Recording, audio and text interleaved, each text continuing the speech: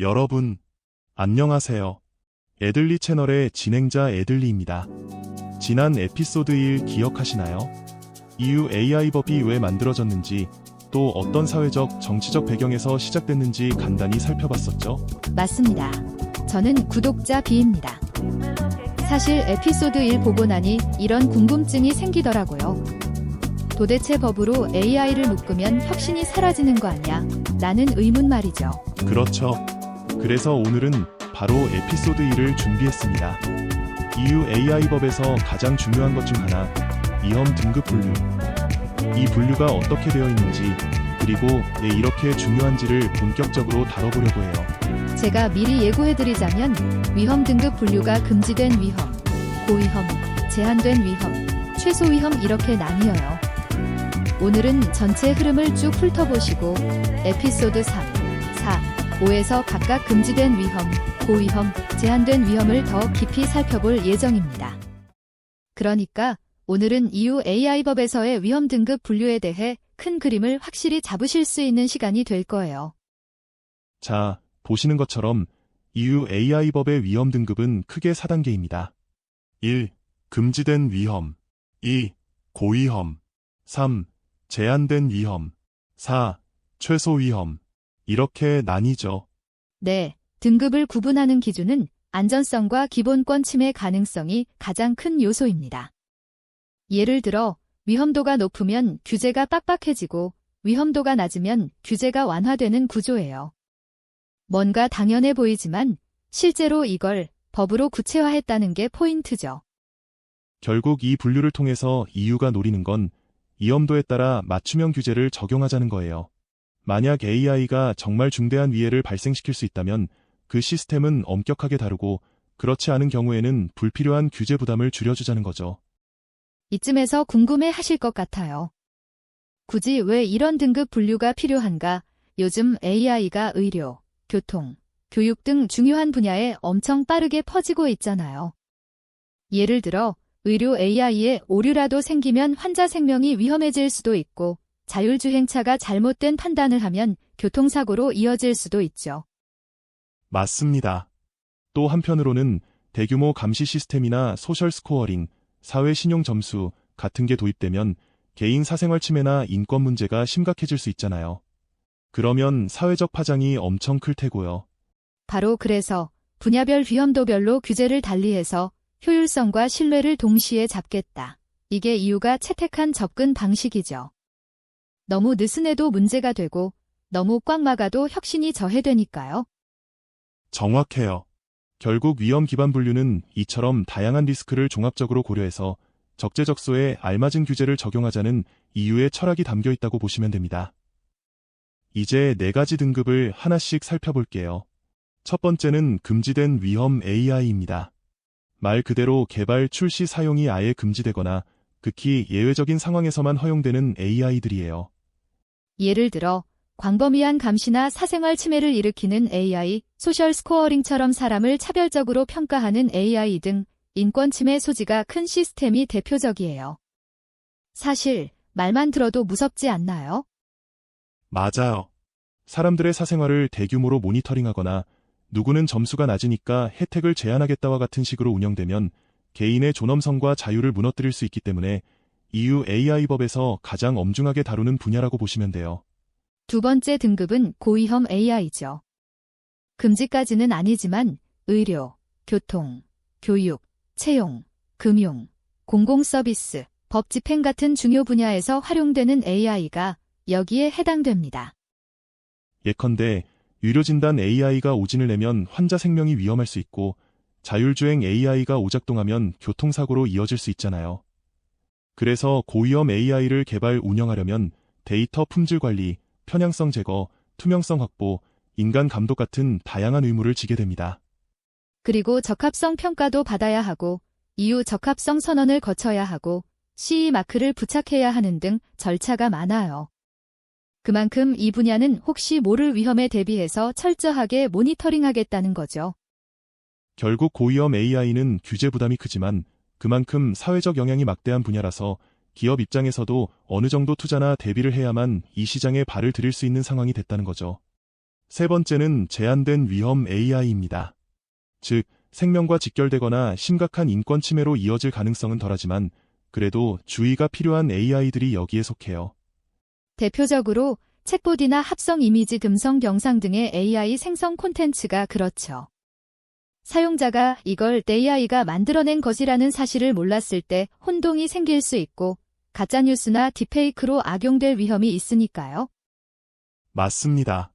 그래서 AI 콘텐츠임을 밝히는 투명성 고지 의무가 핵심이에요. 챗봇이라면 현재 당신과 대화 중인 상대는 AI입니다. 생성형 AI라면 이미지는 AI가 합성한 것입니다라는 안내가 꼭 필요하죠. 이렇게 사용자에게 알릴 의무만 해도 나중에 발생할 사회적 혼란을 크게 줄일 수 있으니까 제한된 위험이라고 해도 어느 정도 규제는 마련되어 있는 거예요. 마지막이 최소 위험 AI입니다. 말 그대로 위험도가 거의 없다고 판단되는 AI들이라고 보시면 돼요. 예를 들어 게임 NPC나 사진 보정 프로그램, 음악 추천 알고리즘 같은 것들이 여기에 해당합니다. 당장 누군가의 기본권을 침해하거나 심각한 안전사고를 일으킬 가능성이 거의 없거든요. 그렇기 때문에 EU AI법은 이 분야에 대해서는 별도의 강력한 규제를 적용하지 않고 기본적인 윤리 가이드라인만 제시하는 정도로 그치죠. 개발자들도 이건 최소 위험이니까 규제 대상도 아니고 자유롭게 연구해 볼 수 있다고 생각하시면 돼요. 다만 윤리 프라이버시 문제는 언제든지 떠오를 수 있으니 미리 대비하는 게 좋긴 하죠. 자, 지금까지 4가지 위험 등급을 살펴봤는데요. 사실 우리가 분류를 금지된 위험, 고위험, 제한된 위험, 최소 위험 이렇게 깔끔하게 나눴다고 해서 현장에서 모든 게 딱딱 들어맞는 건 아니에요. 실제 적용 과정에서 여러 한계와 쟁점이 계속 드러나고 있습니다. 맞습니다. 그 중에서도 제일 먼저 꼽히는 게 기술 발전 속도예요. AI 분야가 정말 빠르게 변하잖아요. 몇 달 새에 새로운 알고리즘이나 서비스가 툭 튀어나오고 그게 단숨에 수많은 사람들에게 쓰이기도 하니까요.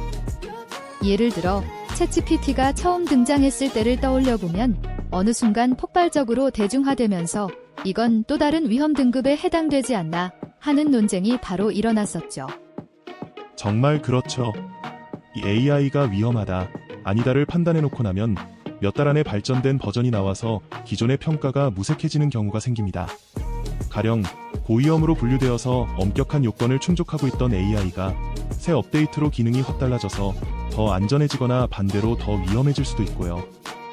게다가 분야별 산업별로 위험 요소가 다르다는 것도 문제예요. 예를 들어 같은 고위험 AI라도 의료 영역에서는 환자의 생명과 직접적으로 맞닿아 있기 때문에 데이터 정확도나 해석 가능성이 엄청 중요하죠. 반면 교통 분야의 자율주행 AI는 실시간 센서 인식 능력과 도로 안전 규정 준수가 핵심 이슈입니다. 이렇게 각기 다른 요구사항을 하나의 법안으로 일괄 적용하려다 보니 세부적인 사안에서 불만이나 혼선이 생기기 쉽죠. 맞아요. 거기에 국가 간 규제 차이도 무시할 수 없고요. EU가 이렇게 독자적으로 AI 규제를 만들어 놓았지만 미국이나 아시아 국가들은 또 다른 프레임워크로 접근할 수 있거든요. 예를 들어 미국은 시장 자율성을 중시하는 편이고 중국은 국가 주도로 강력하게 AI를 개발 관리하는 편이라 글로벌 기업 입장에서는 우리 AI를 어느 나라 기준에 맞춰야 하지? 라는 딜레마가 생길 수밖에 없죠.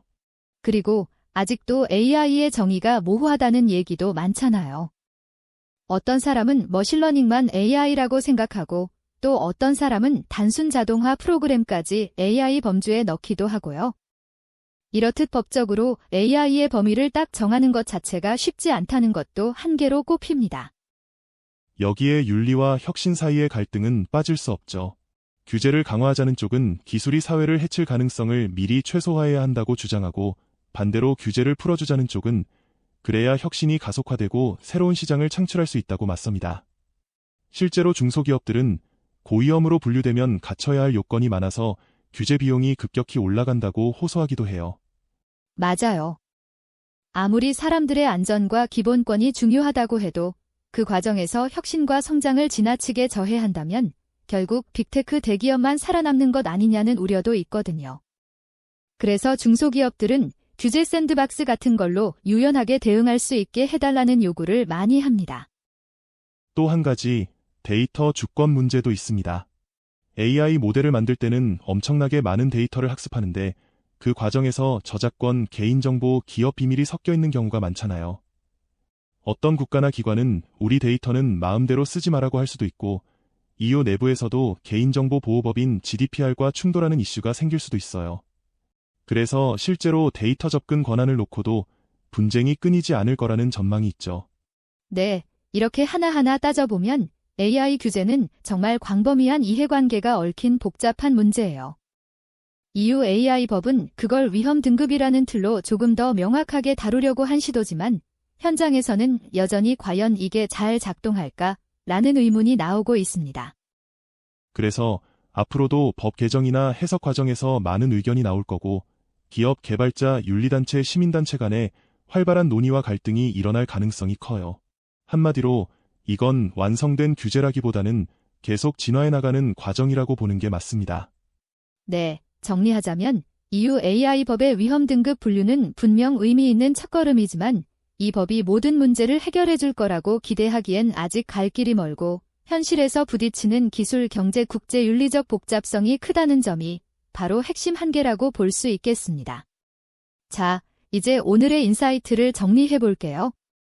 첫째, EU AI 법은 AI 위험도를 4단계로 나누어 규제한다는 점. 둘째, 금지된 위험부터 최소 위험까지 각각 다른 수준의 규제를 통해 효율성과 안전성을 동시에 노린다는 점이 핵심이죠. 셋째, 각 AI 시스템이 어느 등급에 해당하는지를 제대로 파악하는 게 개발자와 기업에겐 매우 중요하겠죠. 규제 대응이나 사업 전략이 달라지니까요. 마지막으로 이런 분류에도 불구하고 기술 발전 속도, 국제 조율, 윤리대 혁신 문제 같은 뜨거운 감자들이 여전히 많다는 사실도 함께 기억해 두시면 좋겠습니다. 그래서 저희가 다음 시간에는 금지된 위험 AI를 좀 더 깊이 다뤄보려고 해요. 전면 금지라면 정말 어디까지 막혀 있는 건지, 예외 사항은 있는지, 실제 사례는 뭐가 있는지 등등. 네, 궁금하시다면 에피소드 3도 놓치지 마세요. 오늘 영상이 도움이 되셨다면 구독과 좋아요, 알림 설정해 주시면 다음 영상도 빠르게 받아보실 수 있습니다. 그럼 지금까지 애들리 채널이었습니다. 시청해 주셔서 감사드립니다. 다음에 또 뵙겠습니다.